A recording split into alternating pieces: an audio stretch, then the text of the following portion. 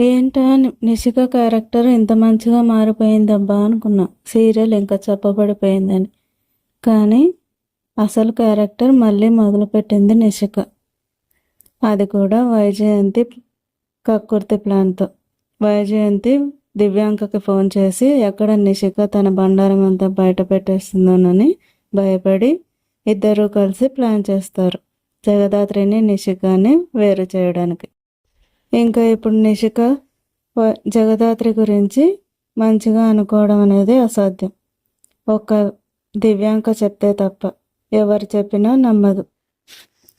ఆ సోని కూడా అంతే. సోని చెప్పినా ఎవరు నమ్మరు. దివ్యాంక తను చేసిన తప్పును ఒప్పుకుంటే తప్ప నిషిక జగదాత్రిని నమ్మదు.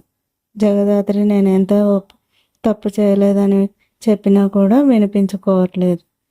వైజయంతి చేతిలో మళ్ళీ జగదాత్రి బలి. నిషిక మళ్ళీ నెగిటివ్ క్యారెక్టర్లోనే కంటిన్యూ అవుతుందా? మంచిగా మారుతుందా?